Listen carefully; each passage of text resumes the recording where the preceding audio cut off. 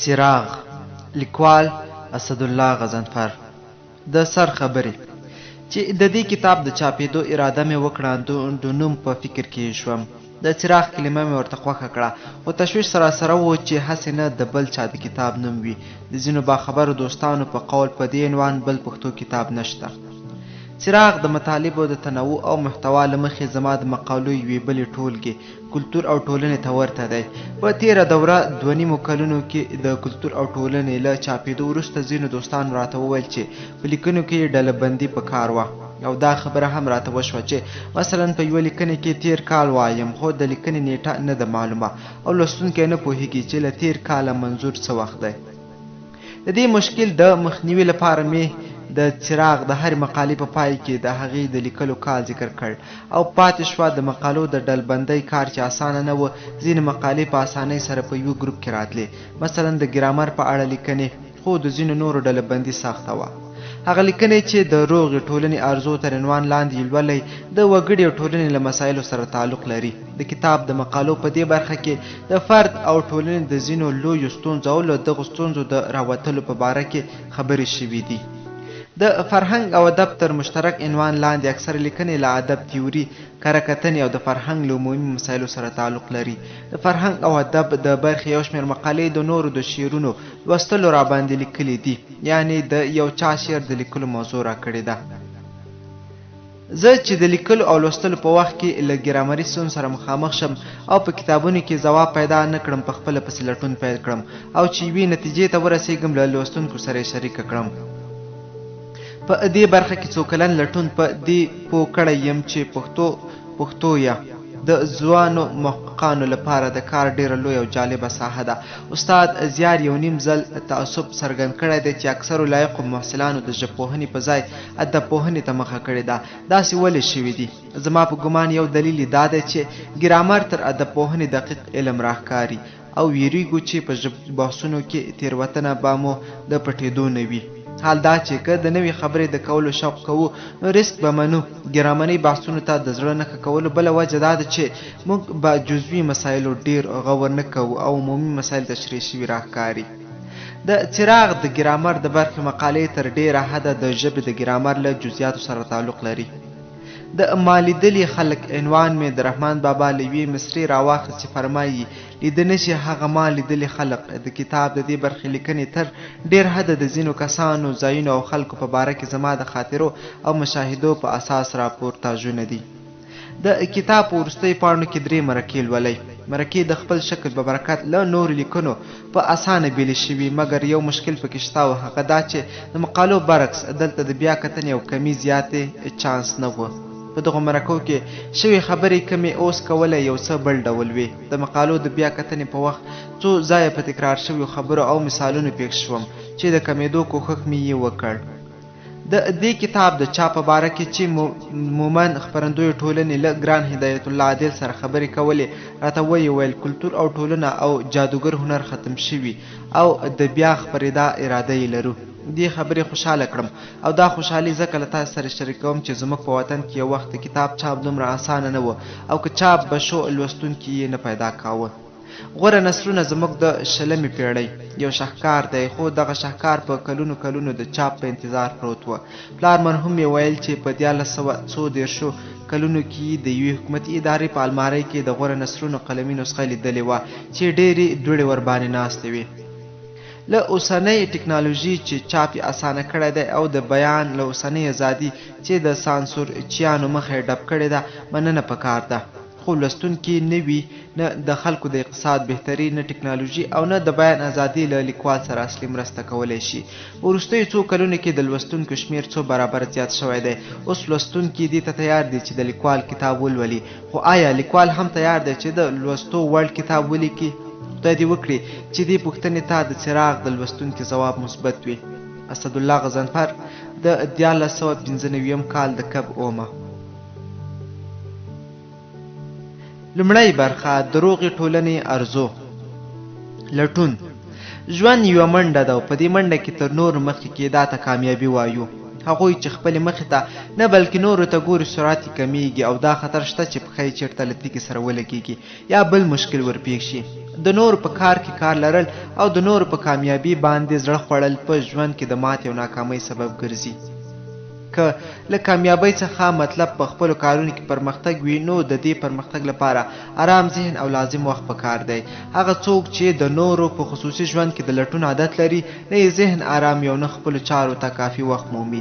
دغه عادت د شخصیت د ودې مخه نیسي او د وګړي د اخلاقي زوال سبب ګرځي. د بل چا د شخصي لیک لوستل، د نورو د خبرو د اورېدو لپاره د دروازې شاته درېدل او یا بل چا ته په غلا ورکتل چې څه خوري، څه کوي او څه یې اغوستی دي په اخلاقي لحاظ جواز نه لري. هر هغه کلتور چې د نورو په شخصي ژوند کې د مداخلې جواز پکې زیات دی او د بل په کار لرل ورکې عیب نه ګڼل کېږي د ټولنې د پرمختګ لارې اغزه نه ده. ټولنه هغه وخت وده کوي چې وګړي یې وده وکړي او د وګړي وده هله اسانه وي چې د ټولنې غړي له ځانونو د یو بل مفتشان او څارونکي جوړ نه کړي. په اروپا کې وده هغه وخت چټکه شوه چې د ټولنې غړیو د یو بل خصوصي حریم ومانه او د یو بل په خصوصي ژوند باندې تبصره یې د شرم چاره وبلله. د دې لپاره چې د فردي ژوند په چارو کې کامیاب شو چې په اخلاقي لحاظ وده وکړو او ټولنې مو ترقي وکړي، دا راته ضرور ده چې تر وسه د یو بل په شخصي ژوند کې مداخلې لاس واخلو او د قرآن کریم په دې قول عمل وکړو چې ولا تجسوا، یعنی د بل په کار کې تجسس مه کوئ. په تورات کې تجسس د سترګو شهرت بلل شوی دی او بنیادم ته اخطار ورکول کیږي چې تر هغې پوهې چې خدای پر انسان لورولې ده ورهاخوا دې څه نه زده کوي. د لټون نه کولو او د توراتي تعبیر د ودې او نیکمرغۍ مخه نیسي. انسانانو اوسنی عظیم تمدن د لټون په برکت جوړ کړی دی. هغو قومونو چې د لټون ځای خطا کړی دی او په فطرت نه بلکې د یو بل په شخصي ژوند کې تجسس کوي ښه ورځ نه ده لیدلې. د 1493 منی. زوړ او نوی. ځینې کسان پټکی په سره وي، ځینې لوڅ سر ګرځي، څوک پتلونه اغوندي، څوک ملي جامې خوښوي. یو به د پخوا په څېر د ارتن شوقي وي، د بل زړه به نه وي نڅا وړی وي. د زوړ او نوي ټکر همیشه موجود و، خو په وروستیو 100 کلونو کې چې د لویدیځ تمدن په زرګونو نوي جلوې د سیلاب غوندې ناڅاپه راغلې، دغه ټکر تر بل هر وخت شدید شو. ځینو کسانو چې د لویدیځ تمدن کمالونه ولیدل دومره زیات یې تر اثر لاندې راغلل چې د هغو په خم کې رنګېدل او ژغورېدل یې بیخي یو شی وبلل.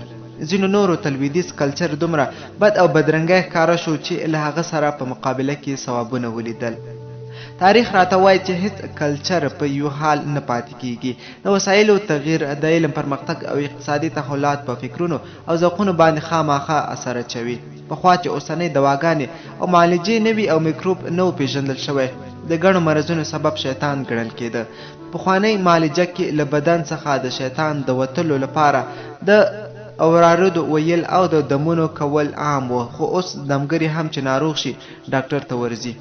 پخوا چې اکثره کارونه په آزاده فضا کې کېدل نو لوڅ سر صحي مشکلات پیدا کول، خو اوس چې د پټي کار هم تر ډیره حده د تراکتور په ذریعه ترسره کیږي، د لوڅ سر عادت مخ په زیاتېدو دی. پخوا بل ته ډوډۍ ورکول خورا لوی اخلاقي ارزښت و، ځکه یو خو لوږه بیخي زیاته وه او بله دا چې هوټلونه عام نه وه او چې چیرته به د دسترخوان څښتن نه وه هلته مسافرو ته ډوډۍ نه پیدا کېده. اوس هم زموږ په کلیو کې تر ښارونو د ډوډۍ ورکولو اهمیت زیات دی، ځکه په کلیو کې هوټلونه او رسټورانټونه نشته. زموږ لپاره لویه پوښتنه دا ده چې خپل زوړ کلچر به له نوي اړتیاو او نوي کلچر سره څنګه پخلا کوو. هغوی چې د پخواني ژوند په ارزښتونو کې تغییر ته تیار نه دي، هغو کسانو مثال یې دی چې د موټر په زمانه کې د اوښ سورلي لازمه ګڼي او دلیل یې دا دی چې نیکونه خو مو په موټرونو کې نه سپرېدل. هغوی چې د ټولنې پخواني کلتور او ارزښتونو ته اهمیت نه ورکوي او خلک مجبور ګڼي چې باید نوي رنګ ومني، په یو بل افراد کې راګیر دي. دوی د ټولنې او بېروحه طبیعت ترمنځ فرق هیر کړی دی. موږ د پیسو او ټکنالوژي په زور ممکن وچه صحرا په یوه کال کې په ګلستان بدله کړو، خو ذهنیتونه او ذوقونه دومره په اسانه نه بدلیږي. سعدي وایي هغه مینه چې په زړه کې د ځایولو لپاره یې وختونه په کار وه، له زړه څخه د ایستلو لپاره هم وختونه غواړي. د دې لپاره چې په ټولنه کې کشمکشونه او اختلافونه تر وسه کم شي، په کار ده د نویو غوښتنو او زړو ارزښتونو ترمنځ د پخلاینې لارې چارې ولټوو. د ټولنې د مصلحانو او مفکرانو لوی کار دا نه دی چې دغه کشمکش د یوې غاړې استازیتوب وکړي، بلکې لوی کار یې دا دی چې د دواړو غاړو پخلاینې ته لار ومومي. موږ په تیرو سلو کلونو کې د نویو غوښتنو او پخوانو ارزښتونو د نږدې کولو په چاره کې ځکه چندان کامیاب نه وو چې د نویو غوښتنو اکثر مدافعانو د نویو فکرونو او ارزښتونو د شخصي ګټو استفاده کړې ده. مثلا خپل اولاد یې په مکتب کې شامل کړی دی، خو له دې سره یې دلچسپي نه ده لرلې چې د نورو اولاد هم مکتب ووایي، ځکه که ټول خلک نوی علم حاصل کړي بیا به د دوی او د عام ولس ترمنځ توپیر ختم شي. موږ په دې وطن کې داسې مرشدان پیژنو چې په خپلو لوڼو یې د لویدیځ په پوهنتونونو کې سبق ویلی دی، مګر خپل مریدان یې نه دي هڅولي چې زامن ښوونځیو ته واستوي. له بلې خوا موږ تر ډېره حده د نوي تمدن ظواهرو او خوندونو ته کتلی دي، نه هغو کمالونو ته چې د لویدیځ په ترقي کې اصلي ونډه لرلې ده. په تیرو سلو کلونو کې په لسګونه زره افغانان د نړۍ په عصري پوهنتونونو کې د زده کړو لپاره بهر ته لاړل، خو ډېرو لږو یې په خپله ټولنه کې د علم او فکر په نوي کولو کې برخه واخیسته. دریشۍ راغلې، نیکټایۍ راغلې او د میلو او چړچو طریقې نوې شوې، خو شاهکارونه رانغلل، تخنیکونه رانغلل او نویو فکرونو د خپرولو لازمه هڅه ونه شوه. د ټولنې د کلتور قوت ته په کمه سترګه کتل، د نویو اړتیاو د واقعي اهمیت نه پیژندل، د نوي ژوند په ښېګڼو کې د عام ولس نه شریکول او د ټولنې د نسبتا رسېدلي قشر لخوا خپل تاریخ رسالت هېرول ځینې هغه عوامل دي چې موږ ټولنه یې تر ډېره حده د نوي تمدن په ارزښتونو باندې بې باوره ساتلې ده. دې بې باوري نه یوازې وروسته پاتې او بې وسه ساتلي یو، بلکې سره ویشلي یو او په یو بل بدګمانه کړي یو. د 1993 منی. قدرت او شخصیت. انسان چې د اجتماعي ژوی دی په ټولنه کې په شخصیت او حیثیت پسې ګرځي. هغه څوک چې موږ یې بې شخصیته او بې حیثیته ګڼو، هغه هم په خیال کې یا د ټولنې په یوه وړه کړۍ کې د ځان لپاره حیثیت غواړي. دغه راز ماشومان هم د حیثیت تږي دي. زما وړه لور چې د اول ټولګي امتحان یې تازه ورکړی دی، پرون له خپلې مور سره ښوونځي ته تللې وه چې د نتایجو پارچه واخلي. موږ په کور کې دا خبره همیشه کوو چې درس مهم دی، درجه مهمه نه ده، خو مور یې راته ویل چې د نمرو تر معلومېدو له مخه د نجلۍ شونډې وچې وي. په نورو باندې د ځان د منلو ذریعې ډېرې دي. دغه ذریعې په څو ډولونو ویشلی شو. ځینې کسان د خپل کار او لیاقت له مخې په ټولنه کې په حیثیت پسې ګرځي. دا د حیثیت د پیدا کولو تر ټولو غوره او ګټوره طریقه ده. یو ښه موچي، یوه لایقه ښوونکي، یو تکړه شاعر، یو مهربانه نرسه ټولنې ته خدمت کوي او دا خدمت په بدل کې یې په ټولنه کې قدر کیږي. ځینې نور کسان د خپلو وسایلو په مټ په ټولنه کې په حیثیت پسې ګرځي. زه چې کوچنی وم د ګرمۍ په موسم کې به په ښوونځي کې ډېر تږی کېدلم. د ښوونځي څنګ ته په یو کور کې یو بوډا او د هغه مېرمن اوسېدل. دوی به زما غوندې تږي ماشومان ته د کور د کوهي سړي اوبه ورکولې. یو بل څوک مې یادېږي چې خپل موټر به یې پیلو لاریوانو ته دوامدار او بې پیسو به یې لیږدول. یو شمېر کسان په خپلو وسایلو کې خلک نه شریکوي، مګر له دې خوند اخلي چې نور ورته ووایي چې څومره ښه موبایل دې اخیستی دی. دوی ممکن ډېرې قیمتي جامې، قیمتي موټر، ګران بیه موبایل یا نور وسایل د دې لپاره واخلي چې خلک په حسرت ورته وګوري. د وسایلو په زور په نور باندې د ځان د منلو دارنګه هوس معمولا هغو کسانو ته ورپیدا کېږي چې د شخصیت او حیثیت ماڼۍ یې له دننه شړېدلې وي.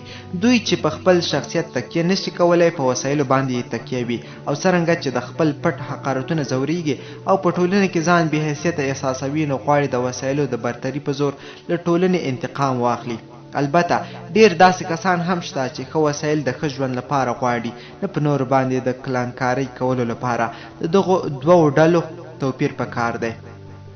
یو بل ډول ځان منل د زور او قدرت په مټ ځان منل دي چې ټولنې ته یې د ځان منلو تر ټولو خطرناک ډول بللی شو. ځینې کسان خپل حیثیت په دې کې ویني چې نور ورڅخه وویریږي او په زور یې د ځان تابع کړي. دا یوازې دیکتاتوران نه دي چې دغه ناروغي لري، بلکې د کلي کوڅې بدماشان او ټول هغه کسان چې خپل شخصیت او حیثیت یې له زور او قدرت سره غوټه کړی دی په همدې مرض مبتلا دي. هغوی چې د زور او ویرولو لارې په نورو باندې د ځان د منلو لیونی هوس ورسره دی، د ارواپوهانو په اند روحي ناروغان حسابیږي. دغه کسان که څه هم د نورو توهین، تحقیر، بې حیثیته کولو او آن وژلو تږي وي، خو د بل هر انسان غوندې د ضمیر خاوندان دي. دوی د دې لپاره چې ضمیر غلی کړي د خپلو ظلمونو لپاره خامخا دلایل پیدا کوي. دغه دلایل د دوی د کلتوري او تعلیمي سویې په اساس پیاوړي یا کمزوري وي، خو اصلي مقصد پکې دا وي چې خپل ضمیر او د ټولنې ضمیر ورباندې تیر باسي. هټلر چې د نورو د وژلو او زورولو لیونۍ تنده ورسره وه اول په یهودو شروع وکړه او دلایل یې پیدا کړل چې دا چون یهود دي نو بد خلک دي نو ووژل یې پکار دي. ستالین چې هټلر ته ورته اخلاقي ناروغي لرله په دې نوم سرونه ریبل چې دوی د انقلاب یا د ده په حساب د حق د لارې مخالفان دي نو وژل یې پکار دي. د نورو د ځینو سپکولو د ځپلو سپکولو غمجنولو او وژلو تږي هیڅ وخت بې دلیله نه پاتېږي. هسې وایي چې د قتل کوم شوقي خپل انا حلاله کړې وه او چې پوښتنه ورنه وشوه نو د خپلې پوهې په اندازه یې دلیل راوړ او ویې ویل څه توره تېره وه څه ابۍ ورسته وه. 1993 د وطن مینه درویش درانی وایي پښې یې په خپله خاوره ټینګې لکه ونه نه کړې پردي وطن ته په روزي پسې ساده روان دی. زموږ زلمو له پیړیو راهیسې د کار په لټه په پردو وطنونو ته د سفر کړی دی او پر دیسي زموږ د ژوند او ادا په یوې مهمې موضوع بدله شوې ده. د پخوانو یو مشهور قول دی چې که دنیا غواړي هندوستان او که دین غواړي عربستان ته لاړ شه. نن سبا چې د تیلو په برکت د خلیج د غاړې عرب ملکونه شتمن شوي دي زموږ ګڼ ځوانان په روزي پسې دغو هېوادونو ته ځي. دوی په عربي هېوادونو کې خوشحاله ژوند نه تیروي، په کلتوري لحاظ د پردیتوب احساس کوي او قربانه ورسره په کبر چلیږي، خو مادي ګټې یې مجبوروي چې ځواني په پردیسي کې خاورې ایرې کړي. دغسې کس معمولا په وطن کې د اوسېدو او په اجتماعي ژوند کې د شریکېدلو ارمانجن وي. کله چې دغه ارمان پوره شي نو که ښه او خوشبینه سړی وي لمونځونه به په جماعت وکړي، له خلکو سره به په مړي ژوندي وپالي او د ولس بې خیري او په ونه غواړي، خو په غالب ګمان د وطن په باره کې ژور فکر ته به ضرورت احساس نه کړي، ځکه وطن یوازې د مصرف ځای دی نه د ګټې. او دای که اوس وطن ته هم راغلی زوی یې خارج ته استولی دی چې پیسې ورته وګټي. که له وطن څخه منظور کلی او له وطن والو څخه منظور د کلي او قبیلې غړي وي دی شاید ښه وطنپال او ولسپال وبللی شو، خو که له وطن څخه منظور هیواد او له خلکو څخه منظور ملت وي د هیوادپال او ملتپال القاب کیدی شي ورسره ونه ښایي.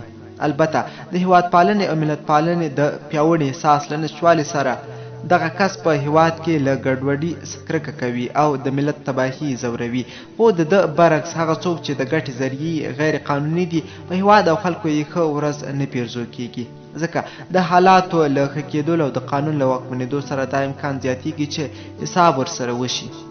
له هیواد سره د اقتصادي ګټو په نه تړاو سربیره د وطن پالنې د احساس د کموالي لوی علت دا دی چې موږ په پیړیو په استبداد کې ژوند کړی دی. کله چې د هیواد په کچه فکر کوو طبعا فکر مو سیاسي ماهیت لري او له سیاسته ویریږو. په پیړیو تصویر کېده چې حکومت د هغه چا حق دی چې توره یې تر نورو تیره ده، هغه څوک چې ډیر کسان به یې وژل، کله منارونه به یې ودرول او واکمن به شو. خلکو ته معمولا ظالم نه بلکې د یو مرموز او خدای ورکړي امتیاز څښتن ښکارېده چې ارادت ورته په کار دی او اطاعت لازم دی.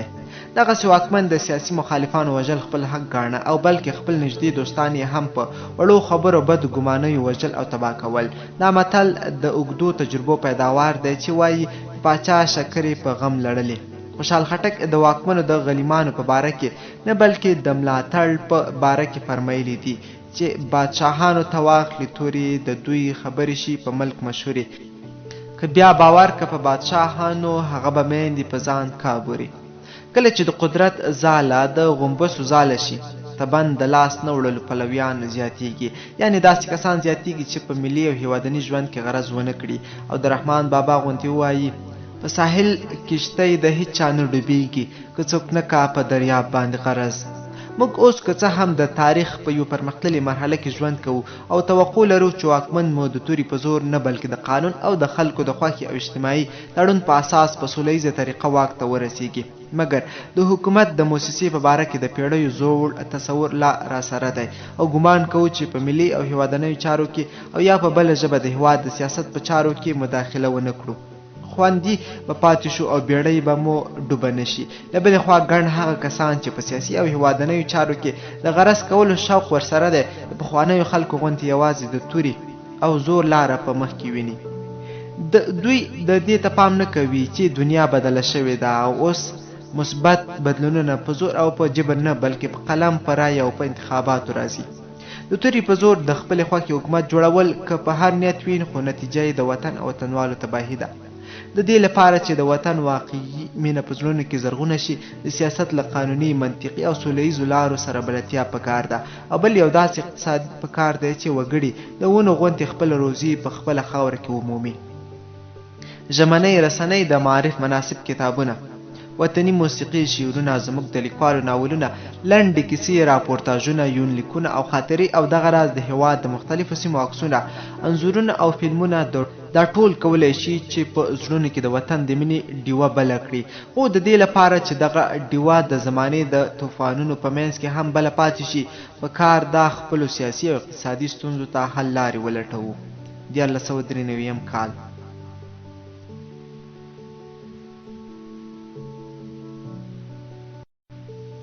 کار. ځوان چې څنګه ومړ ځان یې په خورا ښکلي ځای کې ولید. دغه وخت په سپینو جامو کې یو کس ورته راغی، ورته ویې ویل خواړه، خوندونه، ساعتېرۍ، هر څه چې د په کار وي دلته میسر دي. ډون له خدایه څه غواړي؟ 2 سترګې. ځوان هم په مزو شروع وکړه. کلونه واوښتل، له مزو یې ورو ورو زړه تور شو. یو ورځ بیا هماغه د سپینو جامو والا را پیدا شو. ځوان ورته وویل چې څه مې زړه غوښتل هغه مې ټول وکړل، اوس غواړم یو کار ولرم او یو څه ګټه ورسوم. د سپینو جامه والا ورته وویل وبخه، دلته هر څه درکولی شو خو کار نشو درکولی، دلته کار نشته. ځوان په قهر وویل که همیشه داسې وي زړه به مې وچ وي، تر دې خو دوزخ راته ښه دی. د سپینو جامه والا ورو وویل نو اوس چیرته یې؟ دغه حکایت راته وایي چې که کار نه وای د ژوند د شیبو ډکول به ډېر سخت و. اکثره کسان ګمان کوي چې کار د ډوډۍ لپاره له مجبورۍ کوي، مګر کار په ډوډۍ سربیره هویت او شخصیت رابخي او د وخت ورسره په اسانۍ تیریږي. هغوی چې د کار نشتوالي ته هوسیږي د پاسیني حکایت د ځوان غوندې به بالاخره سخت په تنګ شي. ځینې کسان له کار سره ځکه په تنګ وي چې لوړ مقصد ورته نه لري. هغه مردي کار چې غواړي کال ته دا وخت استا کار شي او ترقي وکړي، یو لوړ مقصد یې ټاکلی او په ژوند کې د خوشحالۍ امکان زیات کړی دی. د 20مې پیړۍ لوی لیکوال او د نوبل د ادبي جایزو وړونکی همینګوي به پر دیوال ځوړند کاغذ باندې څه کرښې ایستلې او د خپل کړي کار اندازه به یې ورباندې انځوروله. په کار کې د خپل پرمختګ د اندازه کولو او احساسولو لپاره د خپلو طریقو لرل د ځان د تشویق سبب ګرځي. هغوی چې د ځان د هڅولو په چل نه پوهیږي او په دې تمه ناست وي چې د نورو په ورباندې آفرین وایي، اشتباه کوي. بنیادم که په خپل کار کې د همینګوي غوندې ډیر کامیاب او نابغه هم وي، د ځان هڅولو ته محتاج دی. په کار کې د کامیابی یو بل مهم شرط دا دی چې جسم او ذهن هغومره ستړي کړو چې د صحت اصول اجازه راکوي. هغوی چې د بېخوبي په بیه سبق وایي هم له خپل صحت سره ظلم کوي او هم به یې د سبقونو مزه نه وي. زه یو څوک پیژنم چې ته رڼا ته به یې د ښوونځي کتابونه لوستل، په درسونو کې کامیاب شو، خو نظر یې اوس ډېر کمزوری دی او د هغه چا ټوکه ورباندې وشوه چې یوسف علیه السلام یې د مصر په بازار کې په لږو پیسو وپلورو. هغوی چې دقت کوي د کارونو نتیجه یې معمولا ډیره ښه وي. په دقت کولو ځان عادتول د کامیابي یو لوی سبب دی. هغه کار چې دقت پکې نه وي برکت پکې نه وي.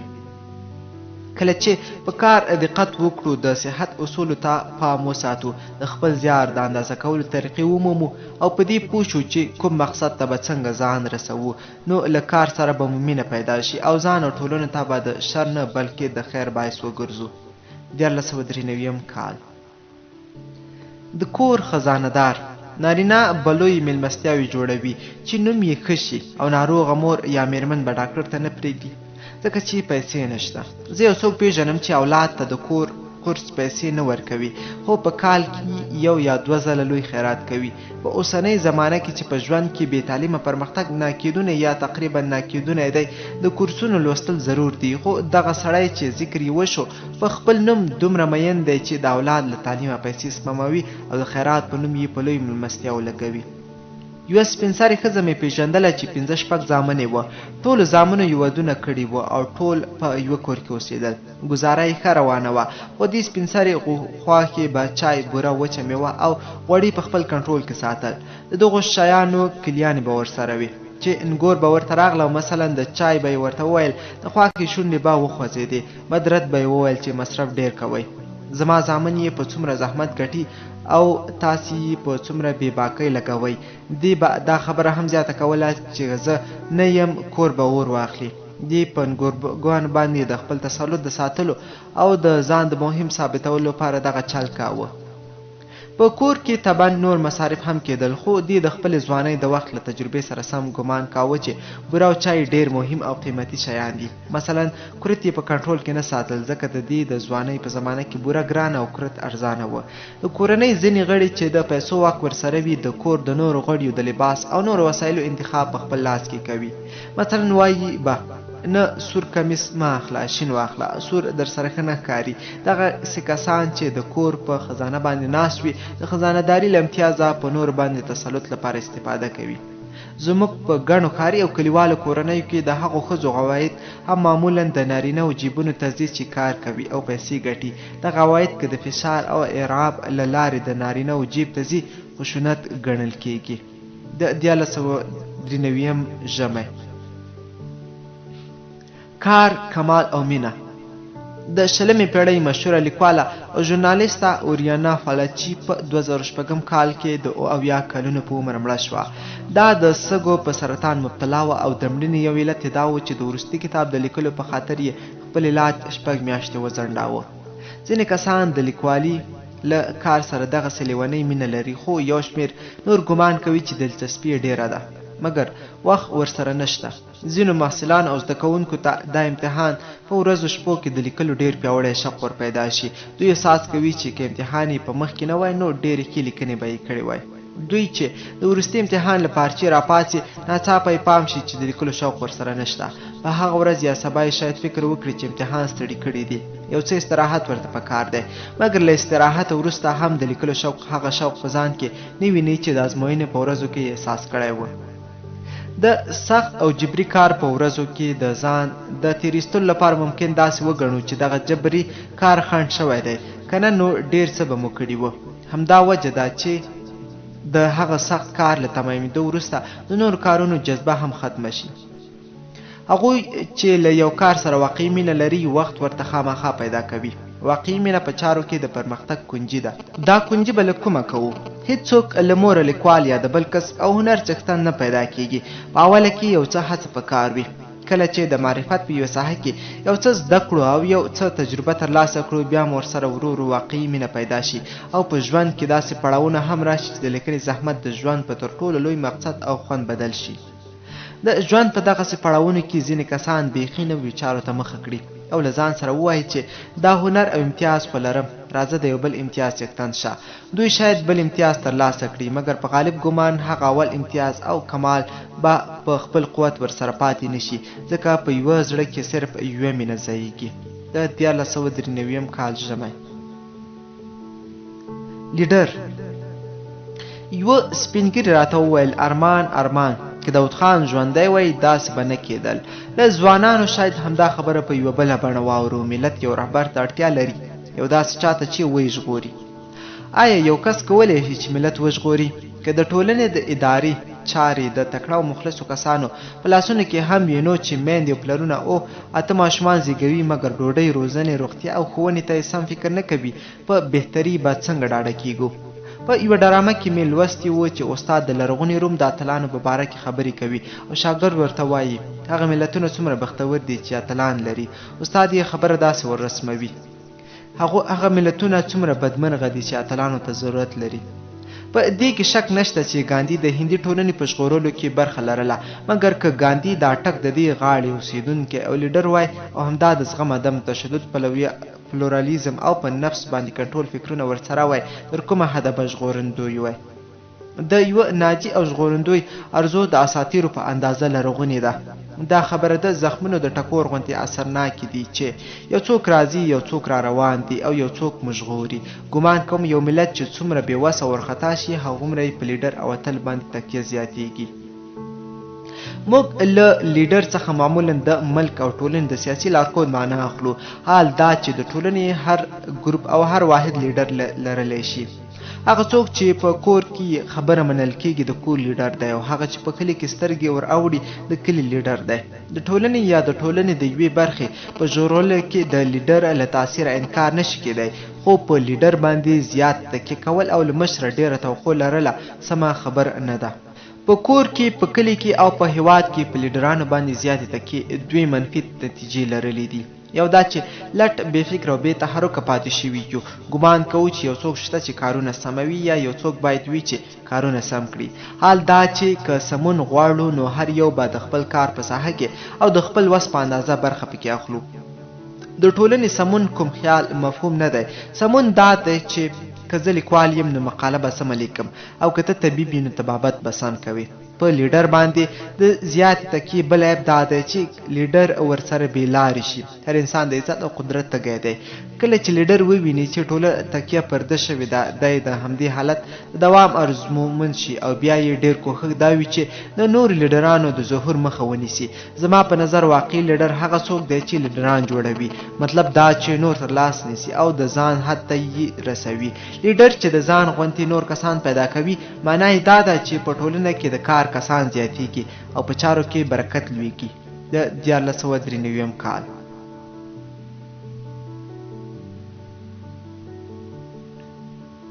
زما ګټه. شاوخوا نیمه پیړۍ پخوا په لوړګه کې یوه شپه مشاعره وه. د شاوخوا کلیو ډېر اوسېدونکي اورېدو ته راټول شوي وه. د کوهاټ له سیمې یوه راغلی شاعر په خپل نظم کې دا خبره وکړه چې چا مسافر ته ولې لار وښیم، ځکه په دې کې زما څه ګټه ده. مسافر شاعر په سبا سهار پېښور ته د تلو نیت وکړ او د پېښور د بسونو د اډې په لور وخوځېد. له څه مزله وروسته یې له یوه بزګر وپوښتل چې د بسونو اډې ته کومه لار تللې ده. هغه په خندا ورته وویل چا مسافر ته ولې لار وښیم، ځکه په دې کې زما څه ګټه ده. شاعر دا خاطره ډېره موده پس په 1984 کلونو کې د پېښور د پښتو اکاډمۍ په مجله کې چاپ کړه. د شاعر نوم یې هیر دی او خاطره یې تر دې پورې رایاده شوه چې پرون د کابل په قلعه فتح الله کې یو ډاکټر ته ناروغه ورغله. ډاکټر معاینه کړه او نسخه یې ورته ولیکله. ناروغي چې جیب ته لاس کړه د 200 افغانیو په ځای یې 100 افغانۍ ورته ونیولې او ویې ویل چې نورې پیسې ورسره نشته. ډاکټر نسخه څیرې کړه. بېوزلي ناروغي لکه تنځي تش لاس ووته. دغه ډاکټر به په جسمي لحاظ روغ وي خو په روحي لحاظ یې ناروغ بللی شو. د اوسنۍ ارواپوهنې یو لوی کشف دا و چې وګړي یې په ښو او بدو نه بلکې په روغ او ناروغ وویشل. هغوی چې بد یې بولو په حقیقت کې روحي ناروغان دي، ځکه ځان لیدل او بل نه لیدل خطرناکه روحي ناروغي ده. روحي ناروغان د جسمي هغو برخلاف ډېر ځله په دې نه پوهېږي چې مریضان دي. دوی ته ځانونه تر نورو هوښیار ښکاري او ګمان کوم چې دا متل د دوی لپاره شوی دی چې هوښیار مرغۍ په دوو لومې کې نښلي. دوی ته په ځانماري او ځانولي کې ګټه ښکاري، خو دې ته یې پام نه وي چې انسان یوازې د اوبو نه بلکې د حیثیت تنده هم لري او حیثیت یوازې د ښه کولو او ګټور اوسېدلو لارې حاصلېدی شي. د انسان لویه ارزو دا ده چې خوشحاله ژوند وکړي، لکه څنګه چې څېړنو ثابته کړې ده د خوشحالي د حصول یو بهترینه لاره نیکي کول دي. تاسې به دې حقیقت ته خامخا پام شوی وي چې له کومې موضوع سره مینه لرئ د هغې په باره کې مو ذهن ښه کار کوي. که زه له سیاست سره مینه ولرم د سیاست باره کې به مې نویو خبرو ته پام شي، او که له ادبیاتو سره دلچسپي ولرم په ادبیاتو کې به نوښت راته اسانه وي. استعدادونه او مینه د یوې سکې دوه مخونه دي.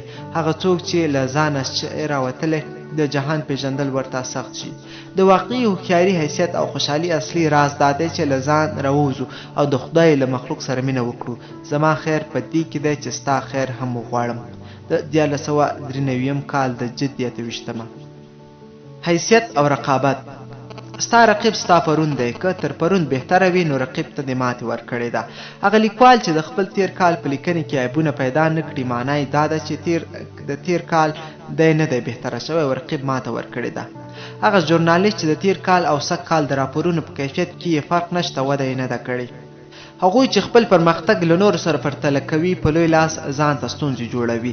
هر څوک د بیلې سیارې غوندې د خپل تقدیر په بیل مدار باندې مزل کوي. علامه اقبال ویلي و چې که یې په چمن کې اغزي هم پیدا کړي یې د فطرت د قانون احترام کوه، د چوخېدلو چل زده کړه. نیکمرغي مې دا نه ده چې د بل غوندې شم، نیکمرغي مې دا ده چې د خپلو شرایطو په چوکاټ کې هغه څوک شم چې راسره ښایي. واقعي وده دا نه ده چې تر بل چا مې رتبه لوړه شي، واقعي وده دا ده چې وړتیا مې زیاته شي، ځکه رتبه بل راکوي او بل یې اخلي، خو وړتیا په خپل مټ حاصلوم او ساتل یې زما په لاس کې دي. پلار مرحوم مې د استاد بینوا په باره کې راته ویلي و چې کله وزیر شو نو له یارانو دوستانو یې غوښتنه وکړه چې وزیر صاحب نه بلکې بینوا یې وبولي، ځکه وزارت ورنه اخیستل کېدی شي خو خپل نوم یې خپل دی. بینوا صاحب چې د وزیر له خطاب سره دلچسپي نه لرله، یوازې دا وجه نه وه چې وزارت کې یو موقت امانت و، بلکې په دې وجه یې هم د بینوا نوم غوره باله چې دا واقعي وړتیاوې لرلې او په دې پوهېده چې بینوا یې لا لوی عزت دی. د 1993 کال ژمی د نوي کال په درشل کې د هغه مناسبتونو په باره کې خبرې چې هر کال لمانځو هم آسانې دي او هم ګرانې. آسانې ځکه دي چې په کلونو کلونو لیکنې ورباندې شوي او تیارې جملې ورته لرو. نوروز، پسرلی، کمکی اختر، لوی اختر، د خپلواکۍ ورځ، د ښځو نړیواله ورځ او داسې نور. خو که غواړو له نوي اړخه ورته وګورو نو خبرې ورباندې سختې شي. زما په خیال د نوي کال په مناسبت مراسم جوړول او په پام ور اړول له 3 اړخونو اهمیت لري. یو دا چې د وخت او عمر د تیریدو په باره کې مو حساسیت زیاتوي، بل خوشحالي کولو ته یوه پلمه را جوړوي، او دریم دا چې د نورو دودونو او مراسمو غوندې د یوازیتوب او فنا کېدلو د درد په کمېدلو کې برخه اخلي. خوشحال خټک فرمایلی دي چې غم په زړه کې بد غلیم دی، څو توانیږي خواره ای. غمجنه روحیه مو نه یوازې ځوروي بلکې د وخت په تېرېدو سره روحي او شخصیتي ستونزې را پیدا کوي. خو له بده مرغه زموږ په ټولنه کې داسې کسان چې د ژوند له ښایستونو خوند واخلي او د مایوسیو، نهیلیو او غمونو لښکر ته ماته ورکړي ډېر نه دي.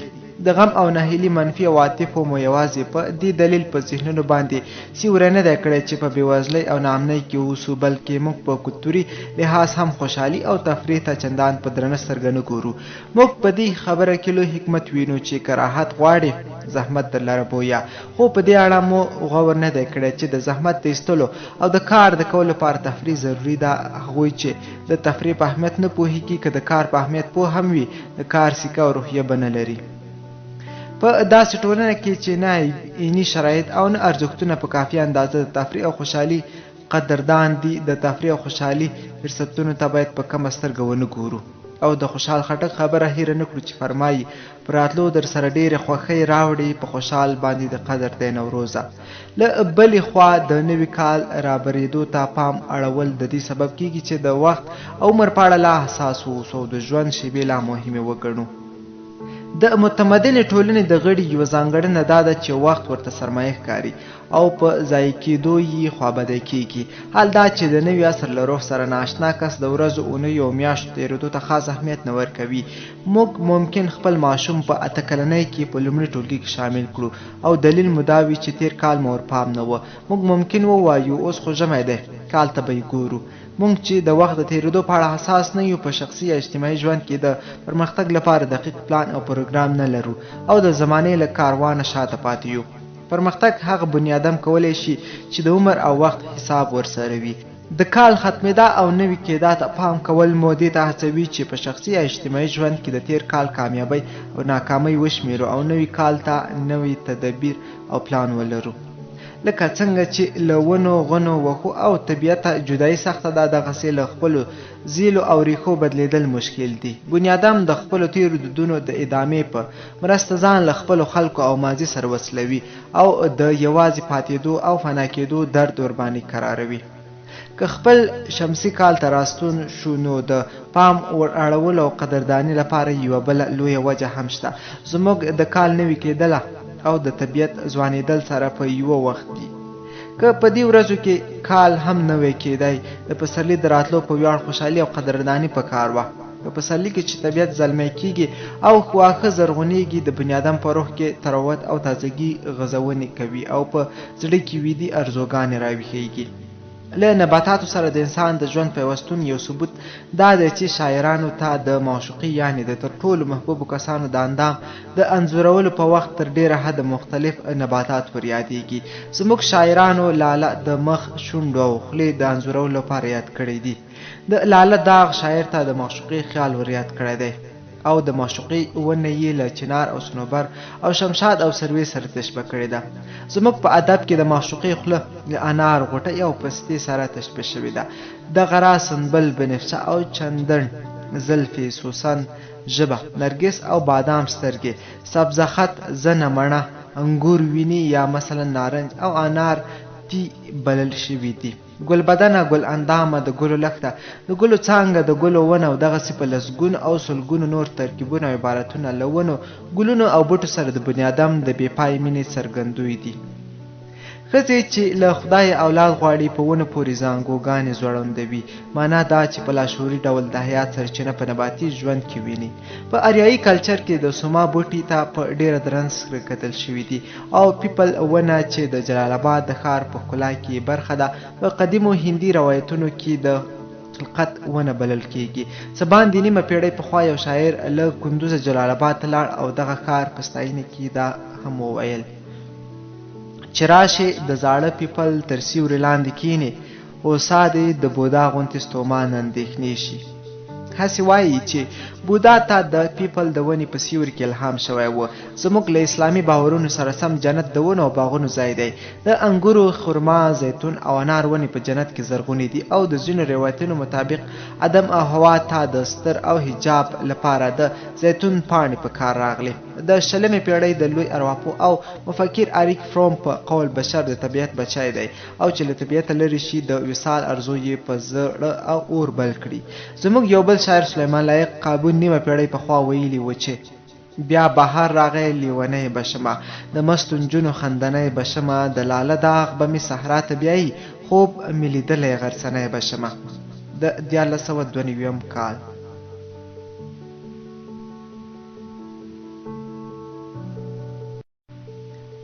نوښت او عدالت.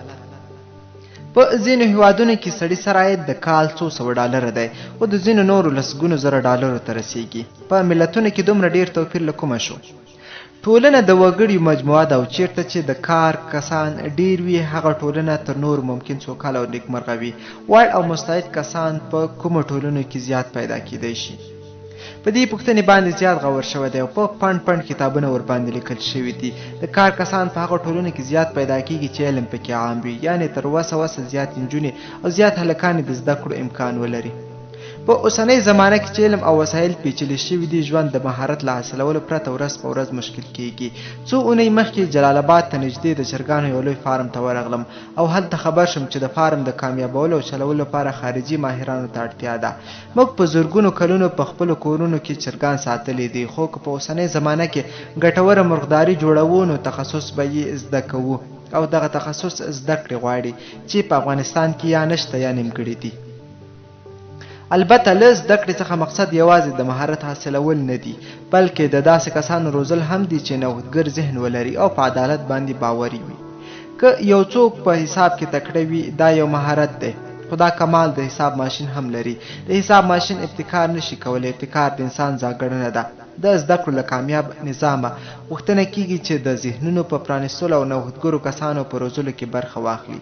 د وروسته پاتې او پرمختللو ټولنو د وګړو ترمنځ یو بنیادي فرق دا دی چې په پرمختللو ټولنو کې مبتکر کسان زیات وي.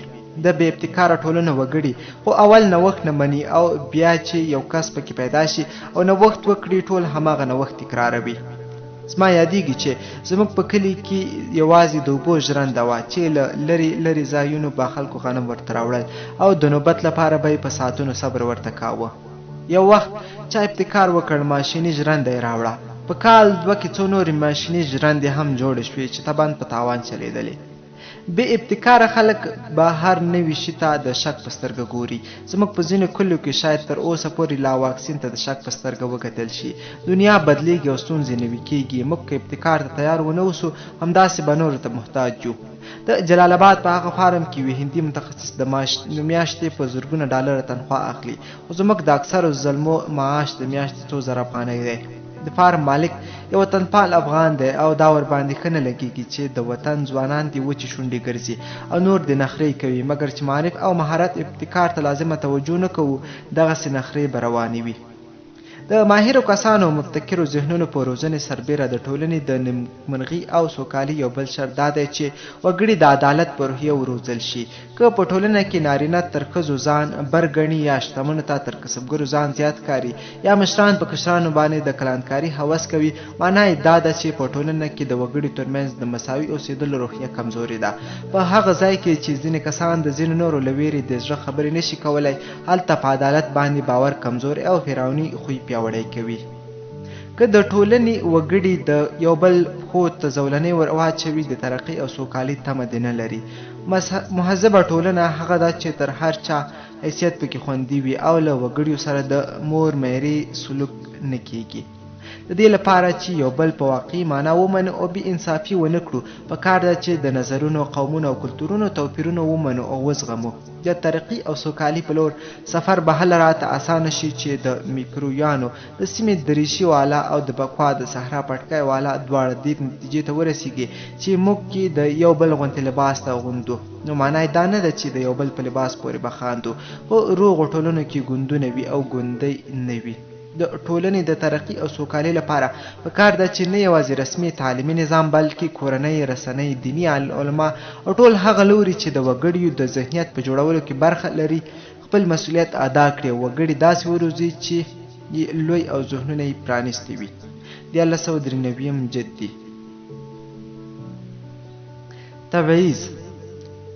تبعیض د تعریف لپاره 3 ټکو ته پام پکار دی. تبعیض له بل چا سره نابرابر او ناوړه چلند دی.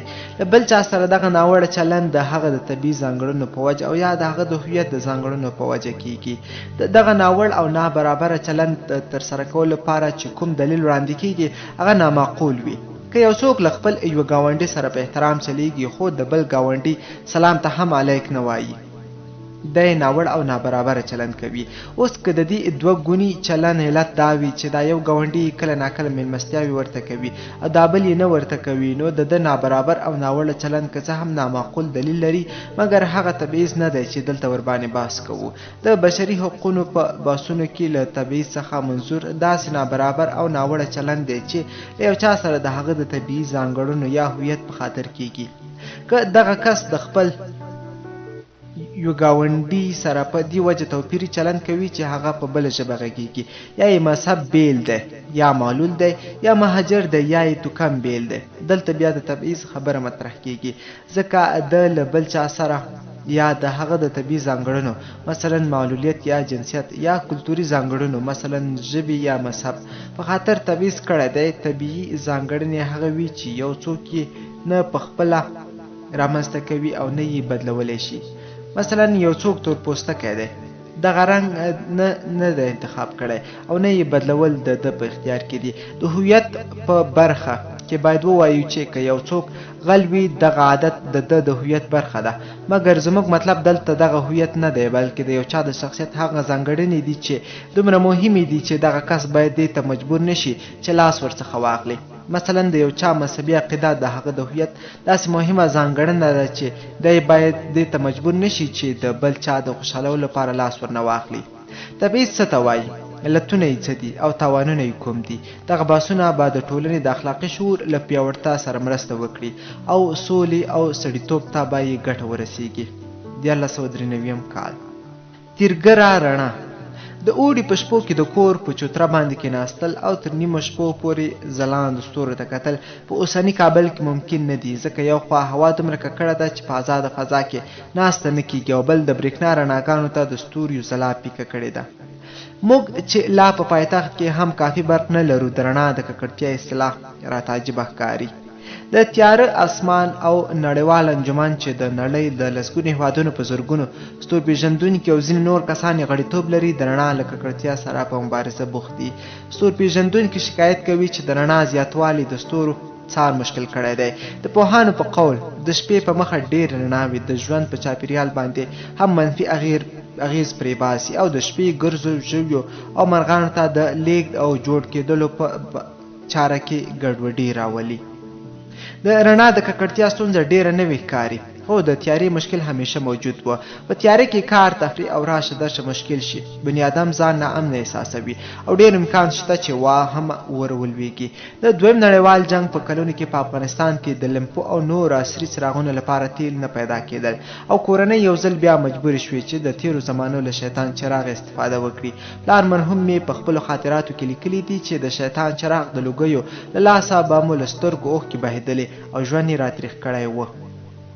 رڼا په ادبیاتو کې د پوهې، عدالت او ازادي په څیر د مثبت مفهومونو د سمبول په توګه راوړل شوې ده او برعکس تیارې ته په منفي نظر کتل شوي دي. ډاکټر اسرار وایي په شب پرستو باندې زیری وکړئ چیرته کې لرې هم رڼا نه ښکاري. بهاءالدین مجروح چې په ځانځاني ښامار کې د ماشین د زمانې د پولادي استبداد انځور باسي نو فرمایي رڼاګانې زنداني په فانوسونو کې مشعلونه په زنځیر تړلي ځوړند. د مساوي حقونو د لارې لوی مبارز مارټین لوتر کینګ ویلي دي چې تیاره نه بلکې رڼا د تیارې لمن ټولوي او کرکه نه بلکې مینه د کرکې ټولولی شي. تیاره د نفرت په شمول له ګڼو منفي مفهومونو سره تشبه شوې ده. هسې وایي چې آب حیات په تیاره کې دی، یعنې راحت په زحمت کې نغښتی دی. دا خبره ډیره کیږي چې په پسرلي کې بني ادم خوشحالي احساسوي او په مني کې یو پټ غم زړه ته لاره کوي. د یخنۍ د موسم ختمېدل او د طبیعت زرغونېدل په پسرلي کې د خوشحالي عوامل بلل شوي دي. اوسنو څېړنو دا هم ښودلې ده چې د رڼا کمېده په منی کې د روحي مړیتوب یو لوی علت دی. د رحمت شاه سایل په دې بیت کې د رڼا په ثانوي او مجازي معنا سربیره د هغې اصلي او حقیقي معنا ته اشاره شته. راځئ له ځان سره رڼا راولي، سپرلیک قسم کړی چې تا راولي. که څه هم تمدن مخ په غوړېدو دی او رڼاوې به خورا زیاتې شي، خو هغومره روحي سکون چې طبیعي رڼا یې راکولی شي په مصنوعي رڼاګانو کې نشته. طبیعي رڼا د ستوري، د سپوږمۍ او د شپې د ښکلا مخه نه ډب کوي، خو مصنوعي رڼا چې اسراف پکې وشي د صنعت د نورو ګڼو پیرزویونو غوندې تیرګره ده او د ژوند چاپېریال ته صدمه رسوي. اوبه پاکوونکي دي مګر له خځلې ور واچوو د پاکۍ پروایي نه ساتو، په خپله د ککړتیا په لامل بدلیږي. کلیوالې مېرمنې د روانو اوبو په غاړه جامې وینځي او ناولې اوبه په ویاله کې تویوي. حال دا چې څو متره لرې به یو بل څوک په هغو اوبو اودس کوي او خوله به کنګالوي. د افغانستان د 20مې پیړۍ مشهور ډیپلوماټ ډاکټر عبدالحکیم طبیبي مرحوم چې په جلا وطنۍ کې په تیر عمر خپل خاطرات ولیکل، د ماشومتوب د زمانې د خواجه صفا په لمنو کې د بلبلو د سندرو یاد په ارمان کوي. هغه سندرې چې په زاړه کابل کې بعد د غره د لمنو له پاکو وږمو سره یو ځای راکوزې شوې او د کور په بامونو باندې پراته کابلیان به یې د رنګینیو خوبونو په ټال کې وزنګول. اوس ډیره زیاته زمانه وشوه چې بلبلو له دغه ښاره کډه کړې ده او د دې لپاره چې بني ادم ورڅخه ونه لیږدي بهتره ده د خاورې، اوبو او هوا پر پاکۍ ته پام وکړو. هغه پلاستیک چې بې پروا یې په کوڅو کې اچوو ممکن خاوره یا اوبه زهرجنې کړي او هغه ربړ چې په اور یې کوټه تودوو او لوګی یې هوا ته واستوو هوا زموږ له کې ایستلی شي. د رڼا ککړتیا به شاید یوازې شاعرانو، د ښکلا ملنګانو یا لکه ساینسپوهانو چې وایي ځینې شپې ګرځو ژویو او مرغانو ته ناپا زړه پورې وي، مګر لکه د خاورو، اوبو او هوا د ناولتیا پروا ونه ساتو د ژوند لیلا به راته په مینه ونه ګوري. کال 1995. د کار یو طلایي اصل. کابه یوه میاشت له مخه مې د یو ترجمه شوي متن د تصحیح کار پر غاړه اخیستی و. ترجمه ډېره کړکېچنه وه چې څو کرښې به مې ولوسته زړه به مې ورته په تنګ شو او په یو بل کار به بوخت شوم. د تصحیح لپاره 4 اونۍ وخت راکړ شوی و، خو تر وروستۍ اونۍ پورې مې یو مخ هم تاسیس نه کړ. د ژمني وخت رانږدې شو او مجبور شوم چې تر وسه ډېر وخت ورکړم. کار مې تمام کړ مګر ډېر یې ستړی کړم او له کیفیته یې هم راضي نه یم. ستړی خو ځکه شوم چې وخت محدود شو او کار سخت و او دا تشویش را سره و چې هسې نه په ژمنه کې پاتې راشم. زه یو حساسیت لرم چې هغه را پیدا شي نو که دوا خورم خوب راځي او که یې نه خورم تبه مې وي. په وروستۍ اونۍ کې حساسیت هم ځان را ورساوه او ستونزې یې په وده وکړې. په دغسې حالت کې د کار کیفیت طبعا ښه نه وي.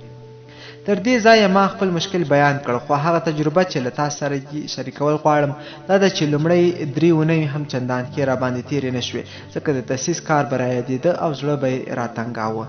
که مې د تاسیس مشکل کار په اوله ورځ پیل وای 3 ګټې به مې کړې وای.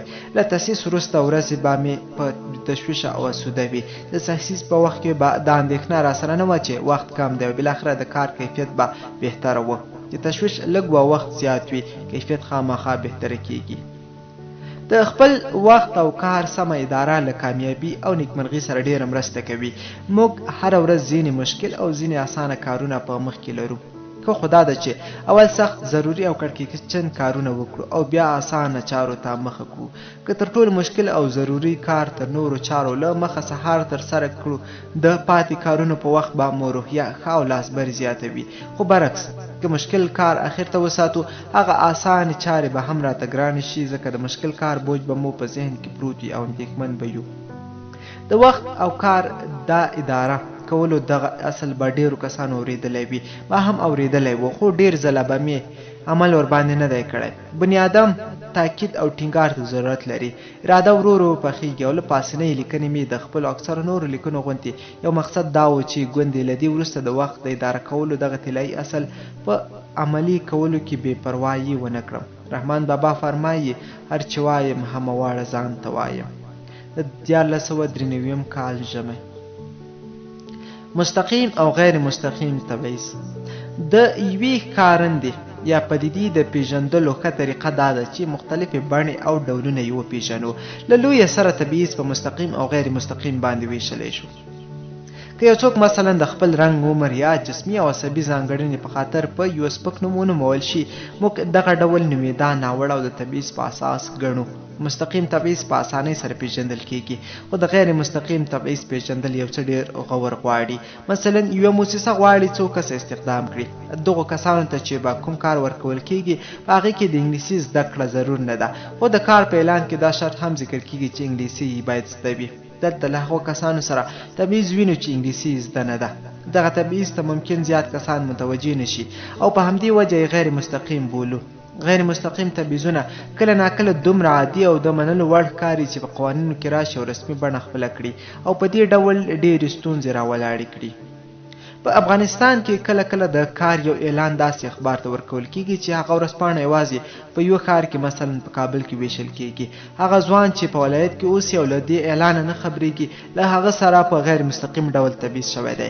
که له یو شخص یا اجتماعي ګروپ سره د خپل دین، عقیدې، توکم، قوم، جنس، عمر یا معلولیت په وجه ناوړه چلند وشي، دا تبعیض دی.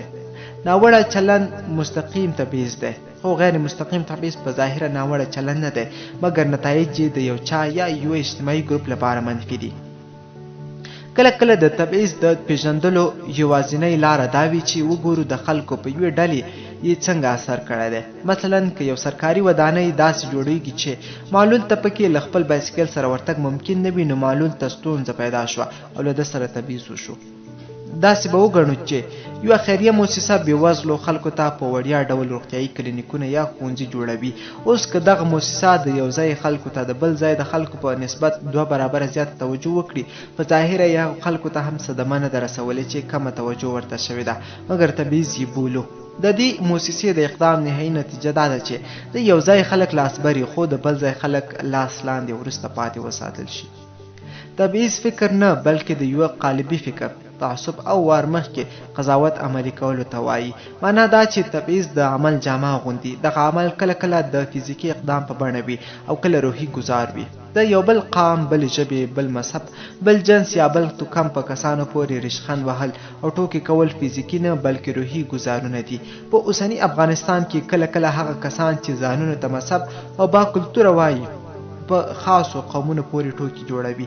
دغه ټوکې کله ناکله په اجتماعي رسنیو کې هم وینو چې د بشري حقونو او د انسانانو ترمنځ د برابرۍ د اصل خلاف خبره ده او په کار ده چې وغندل شي او مخنیوی یې وشي. د 1493 کال ژمی. ترافیکي پیښې. د ملګرو ملتونو د سرمنشي بان کی مون په قول په نړۍ کې هر ورځ په متوسط ډول 3.5 زره کسان په ترافیکي پیښو کې وژل کیږي او په لسګونو زره نور ټپیان کیږي.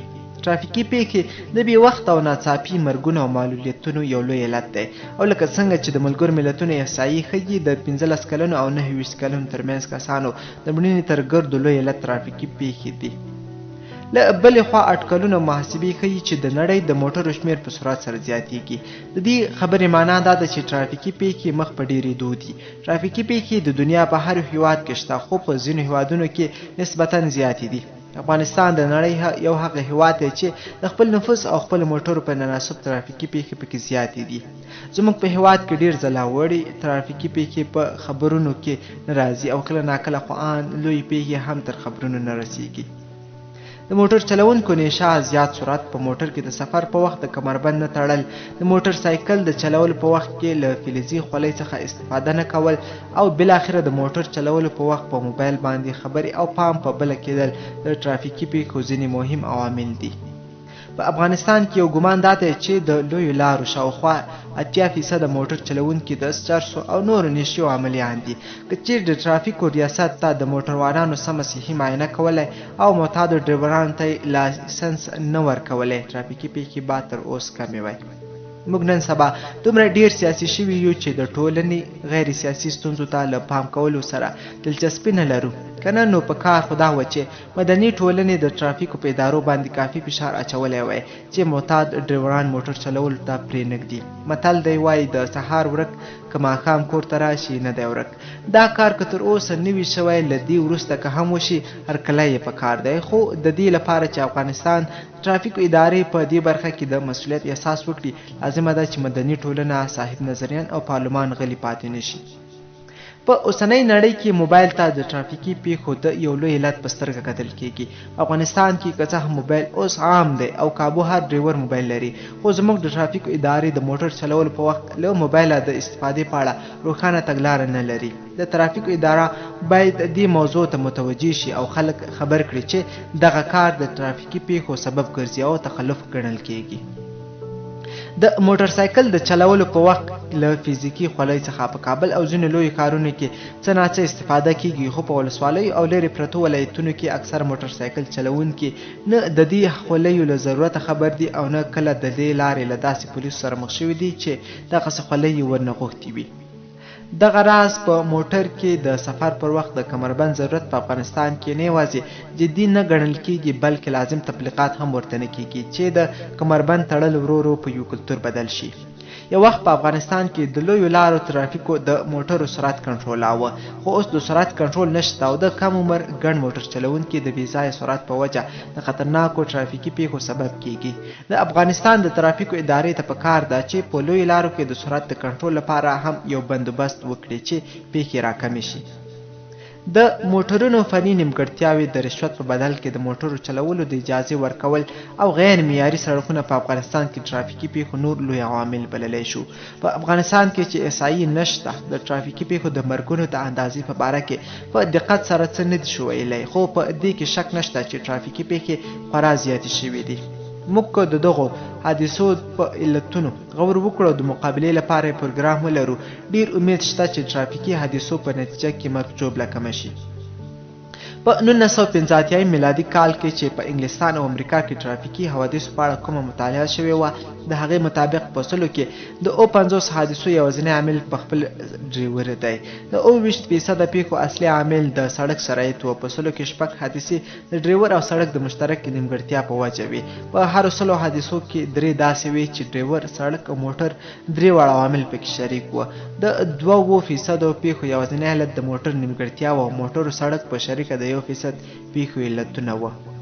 دغه احصایه له 10 کاله پخوا سره تعلق لري او له داسې ملکونو سره تعلق دی چې شرایط یې بالکل بیل دي. مثلا هلته 10 کاله پخوا هم د سړکونو کیفیت خورا عالي و، د ترافیکو د کنټرول د نظام عالي و، د موټر چلول پرمختللی کلتور موجود و او خو سره له دې د ترافیکو پیښو د عواملو په اړه یو تصور راکولی شي. دلته وینو چې د پیښو تر ګردو لوی علت ناسمه ډریوري ده. دغه مشکل په افغانستان کې هم د اکثرو پیښو عامل بللی شو. د افغانستان سړکونه که څه هم په تیرو 10-12 کلونو کې په مراتبو بهتره شوي دي، خو ډیر مشکلات لا شته دی. د دغو مشکلاتو یوه برخه د هوا د حالاتو په اړه د لازم معلوماتو له نشتوالي سره تعلق لري. دغه راز د ټرافیکي علایمو نشتوالی په خطرناکو ځایونو کې د سړک د لویوالي په امکان یا نور حفاظتي امکانات باندې غور نه کول. زموږ ځینې نورې ستونزې دي. په کابل جلال آباد لویه لار کې چې ټرافیکي حوادث خورا زیات دي، په ځینو ځایونو کې له غرونو څخه د شګو راتویېدا د دې سبب کیږي چې په زیات سرعت کې روان موټر بې کنټروله شي او وښویېږي.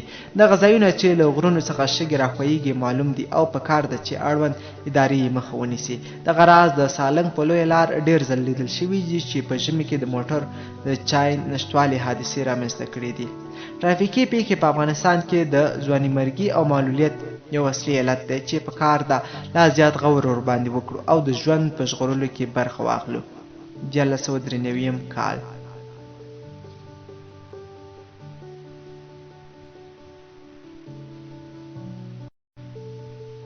نن، پرون او سبا.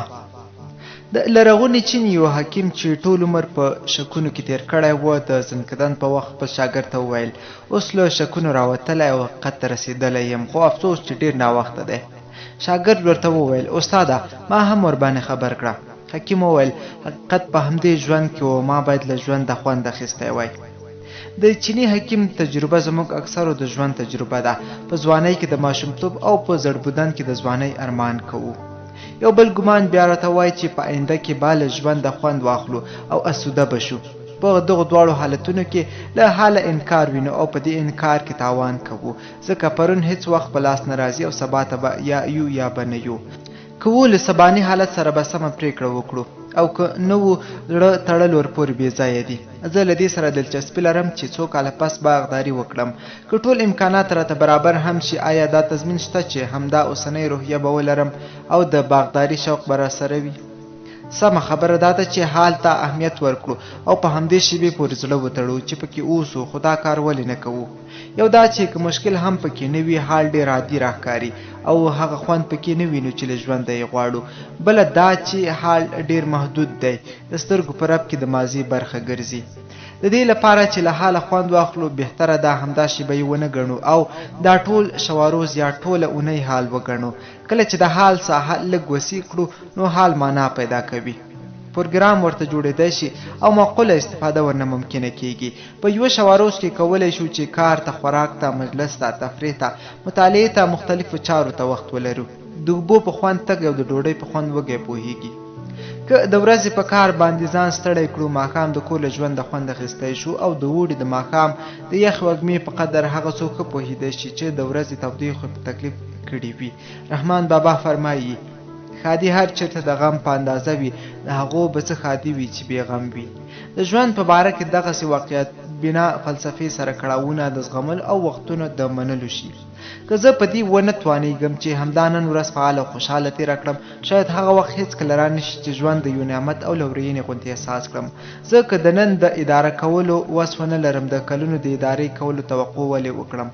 ځکه همدا نن د یو ماشوم له لیدلو، له یوې ټوکې یو ځپلي انسان ته له روحیې ورکولو، له یوه تاوده روغبړ، د لوږې په شیبو کې د نانوایي له تودې ډوډۍ یا د سپوږمۍ له نندارې خوند وانخلم، هغه خوشحالي به هېڅ وخت را نشي چې په خیال کې پسې ګرځم. او که همدا نن ورځ په کار او په سړیتوب تېره نه کړم، هغه آینده هم نشته چې په خیال کې یې جوړوم او په تصور کې یې پسې غواړم. د 1993 کال جدي. رښتیا او دروغ. مور چې هلک له خوبه راپاڅه، ورته ویې ویل: پاڅه، غرمه شوه، ته لا خوبونه کوې. هلک چې 3 ساعته وروسته له ښوونځي راغی، وږی و. له مور یې ډوډۍ وغوښته. مور ورته وویل: غرمه چېرته ده؟ اوس خو لا شین سهار دی. هلک چې کم عمره او بې تجربې وي، د داسې خبرې په اورېدو ګمان کوي چې دی د لویانو په مطلب نه پوهېږي، خو لږ وروسته دغسې خبرې دروغ ورښکاره شي او یو بل وخت د دروغو او رښتیا توپیر هیر کړي. دا سمه ده چې شاعري به مبالغه غواړي، مګر موږ ډېر ځله په عادي خبرو کې مبالغه کوو. او څرنګه چې فکر او خبرې له یو بل رنګه اخلي، ورور مو فکر هم د مجاز او حقیقت په توپیر کولو کې بې پروا شي. که په یوه غونډه کې 1000 کسه وي، ممکن ووایو چې یو مخلوق و چې عقل کار نه ورکاوه. ما د غرني د قرهباغ اوسیدونکي یادېږي چې کله به د دوی د سیمې په خوړو کې اوبه یو څه ډېرې شوې، ویل به یې سم آمو دی. د نه غوښتل دروغ ووایي، خو موږ له ماشومتوبه همداسې عادت شوي یو چې مبالغه وکړو او د نورو د توجه د جلبولو لپاره یو شی څو چنده زیات یا کم وښیو. که په کورنیو کې ماشومانو ته دروغ ونه ویل شي او د خبرو په سبک کې مو د احساساتو او مبالغو ځای اصطلاحات او رښتیا ونیسي، ماشومان به مو داسې لوی شي چې په لویینې به منطقي فکر کول ورته اسان وي. د 1993 کال ژمی. ښویېدلی. حکایت دی چې اکبر پاچا له بیربل څخه پوښتنه وکړه: آیا داسې څه نشته چې زه یې کولی شم او خدای پاک یې نشي کولی؟ بیربل ورته وویل: هو ته کولی شي ما له خپلې پاچاهۍ وشړې، خو خدای پاک مې له خپلې پاچاهۍ نشي ایستلی، ځکه هر چیرته یې حکم چلیږي. موږ په پښتو کې هغه چاته چې په شیطاني لار روان وي ښویېدلی وایو. هغوی چې ښویېږي 3 ځانګړنې لري. یو دا چې د تم کېدو او راستنېدو اختیار یې له ګوتو وتلی وي، بله دا چې مخ په زوړ وي، او دریم دا چې وار په وار یې د ښویېدو سرعت زیاتېږي. دغه حالت په هغو کسانو کې هم وي چې په خطا لارو مزل کوي. هغه څوک چې نن یو انسان په چاپېړه وهي او خوند ورناخلي، سبا ممکن د چاقو ګزار وکړي او بله ورځ د وژلو لپاره په دلایلو پسې وګرځي. ما په خپله د څو لسیزو روان خشونت له لیدو دغه درس اخیستی دی چې وینه په وینه نه پاکېږي او د تشدد هر اقدام یو بل تشدد زیږوي. د تشدد په لار روان کسان خامخا بېتولې کېږي او داسې مرحلې ته هم رسېدی شي چې د ماشومانو یا یو ماین پاکونو په وژلو کې به خیر او خوند ویني. پخوانو متل کړی دی چې د سهار ورک که ماښام کور ته راشي نه دی ورک. هغوی چې د تشدد په ذریعه د غوټو د پرانیستلو هوس ورسره دی، که هره شیبه په هوش راشي او په دې پوه شي چې د تشدد د دوزخي لمبې وچ او لانده هر څه سرنغاړي او ان د قرآن کریم سپېڅلې پاڼې هم پکې سوځي، نو د ځانونو او ټولنې د ښویېدو لور روان بهیر به تم کړي. د ارواپوهانو په نظر بنیادم د پیاوړي هوډ په مرسته کولی شي چې د عمر په هر پړاو کې بد عادتونه پرېږدي او د نور انسانانو غوندې عادي ژوند پیل کړي. لکه څنګه چې پیاوړې اراده بنیادم ته د احتیاط له منګولو د راوتلو امکان وربخي، دغسې د تشدد له لارې د مخ اړولو سیکه ورکوي. د اکاډمیسن سلیمان لایق دا بیت مې 30 کاله پخوا لوستی و چې خدای دې وکړي حافظې مې پکې تصرف نه وي کړی. مزه یې هغې خوا ته چې د لارې لوری نه وي، درمه هغه لور ته چې دا ګرد دنیا درومي. د 1993 کال منی. په وطن باندې باور. ډیر کلونه پخوا د کابل په تایمني مینه کې د یوه سلماني په دکان کې ناست وم چې ویښته راکم کړي. سلماني د وطن په باره کې خبرې کولې او خبرو یې خوند راکاوه، ځکه ډاډ او امید او باور پکې و. دی احساساتي شو، اسمایي غره ته یې لاس ونیو، ویې ویل: هر څوک د جاپان صفتونه کوي، هر څوک وایي چې جاپان آتشفشان لري، زموږ اسمایي له آتشفشانه ډک دی. په یوه سندره کې د افغانستان په باب اورو چې خاوره د ولیانو ده. د دې سندرې تر جوړېدو ډېر وختونه پخوا مې د کابل په منډوي کې د وریجو له یوه سپینګیري دوکانداره اورېدلي و چې دا د ولیانو خاوره ده، دې ته څوک چپ نشي کتلی. او د افغانستان په جغرافیایي قاموس کې مې د وطن د یوې سیمې د خلکو په ستاینه کې لوستي و چې ډېر غیرتي خلک دي، وسلې ساتي او قتل پکې زیات دی. د سلماني په مثال کې د وطن په مادي شتمنیو باندې باور وینو، خو دا بیا بیله خبره ده چې آتشفشان ته د شتمني په سترګه کتل شوي دي. په دویم مثال کې وطن د یوه مرموز معنوي قوت څښتن بلل کېږي چې اورېدل یې خوند کوي، مګر منل یې سخته دي، ځکه تاریخ راته وایي چې باور کاخیتیو سیلابونو او نور مصیبتونو د ولیانو د سیمې خاطر نه دی کړی. په دریم مثال کې چې زموږ نالوسته نه بلکې لوستو کسانو ورکړی د وطن د یوې سیمې په اوسېدونکو باندې ځکه ډاډ څرګند شوی دی او غیرتي بلل شوي دي چې وسلې ساتي او قتل کوي. موږ د دغو کسانو په نظرونو کې د وطن او وطنوال په باب خوشبیني وینو، که څه هم د دې خوشبینۍ دلایل کمزور یا ناسم دي، خو تر هغو پیاوړیو دلایلو را باندې ښه لګېږي چې په وطن باندې باور پکې نشته او پردۍ بریاوې راته نیغ نیغې کوي. د وطن د ژغورلو لپاره نه بې دلیله باورونه او نه د بې باورۍ دلیلونه پکارېږي. په وطن د وطن په مادي او معنوي شتمنیو او د وطن په خلکو باندې باور پکار دی. دغه باور که په خیال او وهم نه بلکې په معقولو بنیادونو باندې ودروو ګټور ثابتېږي، او که د وهم او خیال او احساساتو په نیلي سپاریو تاوان پکې کوو. روایت دی چې یو چا اوښ نه و تړلی او دلیل یې دا راوړی و چې په خدای یې توکل کړی دی. رسول الله صلی الله علیه و آله وسلم ورته وویل چې عقل او توکل یعنی اول د اوښ زنګون وتړه بیا توکل کوه. د بلخ د مولانا په قول گفت پیغمبر آواز بلند با توکل زانوی اشتر ببند. د 1993 کال منی. د بې عدالتۍ کلتور. په کالج کې سبق تازه تمام شوی و او پروفیسران له خپلو ځوانو شاګردانو سره په پاکو وتکړیو جامو کې ستړي ستومانه خو ډاډه او مغرور له لویې دروازې راووتل. د کالج د لویې دروازې په خوا کې د یوې ونې لاندې ګڼ کسان په خیرونو چوکیو ناست وو او په خیرونو لاسونه په چټلو میزونو باندې په بشقابونو کې نه بلکې د اخبارونو په کاغذونو کې راوړل شوې حلوا خوړله. میزونه له ډېرې ناپاکۍ د کریسو غوندې تور برېښېدل او مچانو ورباندې بد حال جوړ کړی و. ما یو خیالي منظره نه ده رسم کړې بلکې 24 کاله پخوا مې په دیره اسماعیل خان کې همدا حالت ولید. زموږ موټر له ساعتونو مزل وروسته د سورلیو د دمې لپاره د یو کالج په څنګ کې د رسټوران مخې ته ودرېد. زه په خوشحالۍ کته شوم چې چای وڅکم خو دا حلوا له لیدو وروسته مې د چایو نه څښل بهتر وبلل او له ځان سره دې موضوع بوخت وساتلم چې د کالج پوهې ولې د حلوایي په دوکان باندې اثر نه دی کړی. په تیرو زمانو کې علم طبقاتي و، مطلب دا چې ځینو خاصو کسانو به پوهه حاصلوله او دغه پوهه به د خواصو په خدمت کې وه. د لرغوني یونان په باره کې ویل شوي چې د حکمت روښانه مشالونه پکې بل شول مګر ټکنالوژي ورکې وده ونه کړه او د دې شي یو علت دا و چې فزیکي کارونه غلامانو کول. افلاطون یا ارسطو دا ضرورت چندان نه احساساوه چې د ښې ګاډۍ په جوړولو یا د ښې یوې په اختراع کولو فکر وکړي. له دوی سره زیاتره هغه فکرونه و چې د شتمنو او په تن پټو په ګېډه مړو کسانو توجه یې جلبوله. په جنوبي اسیا کې چې عصري ښوونځي د انګریزانو په زمانه کې پرانستل شول علم بیا هم طبقاتي پاتې شو. انګریزانو د ځایي اشرافو په مرسته هند اداره کاوه او د همدغو اشرافو زامن کالجونو ته لاړل. ډېره موده پس چې علم یو څه عام شو د پوهې او ډګري څښتنانو د پخوا په څېر ځان له عام ولسه بر او بیل احساساوه او دغه حالت تر اوسه پورې ختم شوی نه دی. د دیره اسماعیل خان د کالج زوړ پروفیسرانو او ځوانو روشنفکرانو ته دا موضوع چندان د غوړ وړ نه ښکارېده چې د حلوایي په دوکان کې نالوستي او غریب خلک داسې خواړه خوري چې صحت ته یې خطر لري. په افغانستان کې هم فرهنګ تر ډیره حده د خاصو طبقو او اقشارو په خدمت کې وي. دلته رسنۍ معمولا هغه څه خپروي چې د لویو ښارونو د متوسط طبقې لپاره ممکن څه ناڅه جالب وي. زما په ګمان موږ تر اوسه پورې لا په داسې کلتوره وده چندان نه دی چې عام ولس، کلیوال، محروم قشرونه او نالوستي پکې شامل شي. افغانستان په شلګونو راډیوګانې او تلویزیونونه لري مګر تر ننه لا د اکثرو خلکو غوږونو ته دا خبره ونه رسېده چې د صحت لپاره مایع غوړي تر جامدو هغو بهتره دي. یا که نجلۍ په 15 کلنۍ کې حامله شي نو له حاملتوب او ولادت سره د اړوندو ستونزو په وجه یې د مرګ خطر تر هغې مور 15 برابره زیات دی چې په 40 کلنۍ کې امیدواره کیږي. دا استدلال د منلو نه دی چې میندو پلرونو ته د لوڼو مرګ اهمیت نه لري ځکه یې په کم عمر ودوي او یا خلک د زړه او فشار د ناروغیو پروا نه ساتي نو ځکه د بې کلسترول او کلسترول لرونکو غوړو فرق ورباندې نشته.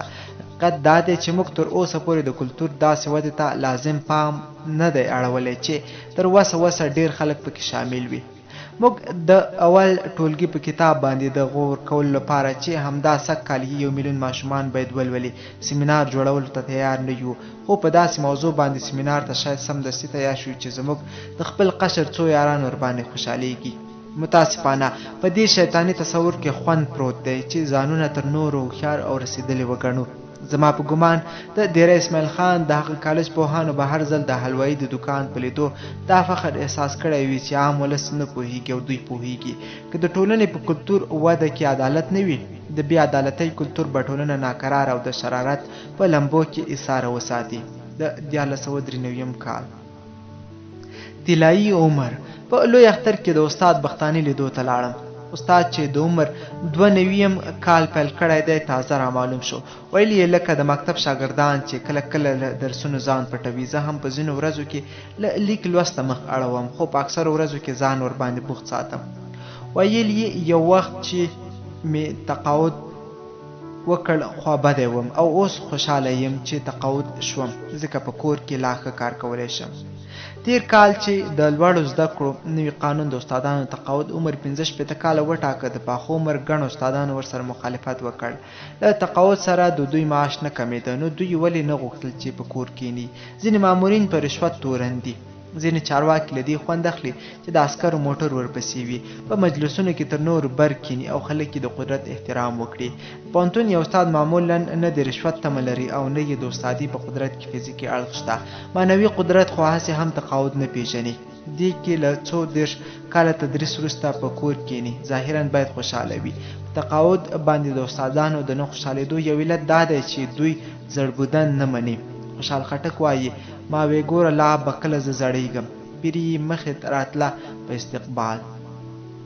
موږ معمولا د خوشحال خټک غوندې د زړبودن د راتلو په باره کې فکر نه کوو او په روحي لحاظ ورته تیار نه یو. پخوانو متل کړی دی چې بلا په مخ وهلې ښه ده. زړبودن چې زموږ استقبال ته خامخا راځي، موږ ولې استقبال ته ورنشو؟ که یې موږ ته راتلو له مخه ونه منو او بندوبست ورته وکړو، بیا به په بلا نه بلکې د عمر په یوه خوږه مرحله بدله شي.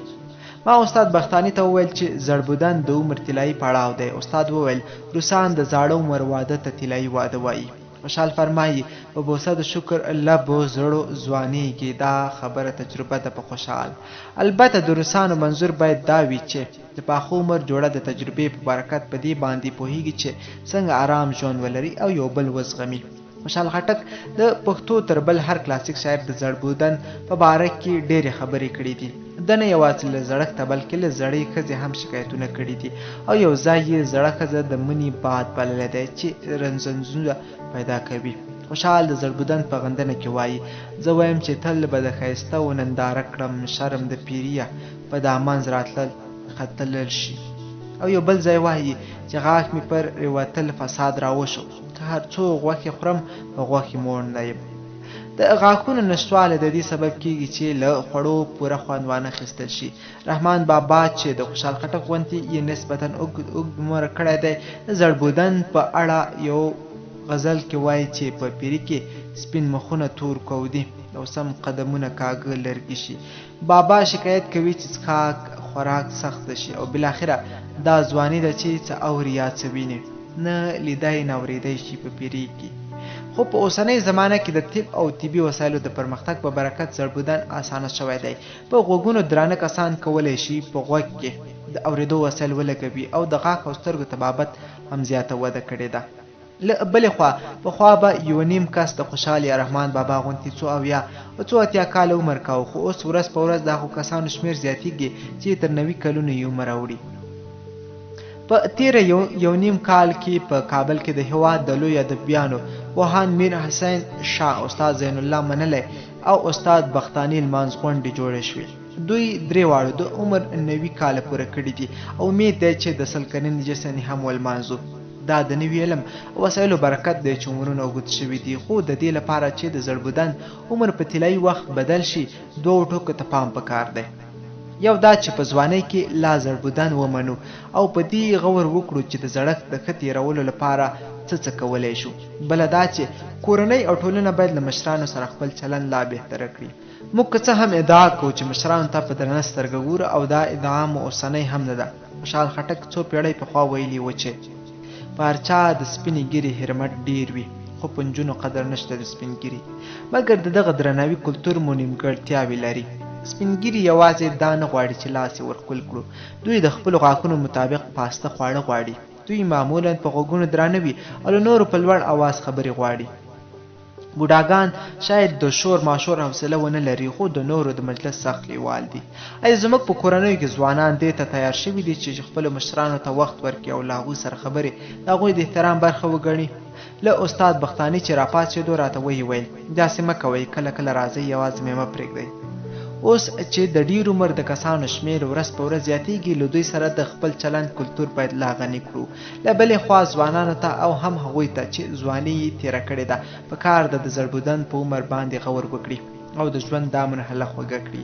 په ماشومتوب او زلمیتوب کې د درسونو او امتحانونو فشار وي، په ځوانۍ کې د کورنۍ او ټولنې مسؤلیتونه وي، خو په زړبودن کې نه د درس او امتحان غم وي او نه د ځوانۍ د عمر خوندې اجتماعي مسؤلیتونه لرو چې د رحمان بابا غوندې وایو پارکور کې رنځوران را تزبیرګي که لاس مې نه رسیده هیڅ چا په دوا. د مسؤلیتونو د کموالي او د وخت د زیاتوالي له اړخه که ورته وګورو بوډاتوب واقعا یو طلایي دوران دی. د خوشحالي په باب د څېړنو په مختلفو ریپورټونو کې مې لوستي دي چې تر ځواني په زړبودن کې خوشحالي زیاتېدلی شي. البته که صحي مشکلاتو یوازې کېدلو او ځینو نورو خبرو ته وګورو زړبودن جدي جنجالونه لري. په زړبودن باندې له غور کولو منظور دا دی چې دغو جنجالونو ته حل لارې ومومو. اوسنی پرمختللی طب به تر یوه حده صحي ستونزې راکمې کړي، مګر که موږ د صحي کلتور خپلولو ته تیار نه یو د روغ صحت تمه لرل بې ځایه وي. وړمه ورځ د کابل په یوه روغتون کې د کندوز د یوه سپین ږیري پوښتنې ته ورغلم. حاجي د فشار او پښتورګو تکلیف لري او ډاکټر ورته د مالګ د لږ خوړو ویلي وو. خو مېرمن یې شکایت کاوه چې حاجي احتیاط نه کوي. د حاجي دلیل دا و چې ورځ دې پوره وي، راګرځېدل دې نشته. زموږ اکثر سپین ږیري توقع لري چې د اوداسه اوبه دې هم بل ورته تیار کړي او بستره خو باید بل ورته وغوړوي. حال دا چې ورزش او د جسمي فعالیت زیاتوالی د دوی له روغتیا سره لویه مرسته کولی شي. مشران باید د کورنۍ د غړیو او دوستانو په مجلس ډېره تکیه ونه کړي. دوی ته پکار ده چې خپل وخت په خپله خوږ کړي. زما انا اویا کلنه وه چې زموږ کورنۍ مهاجره شوه. مهاجرت موږ ټولو او په تېره مور او انا سخته و.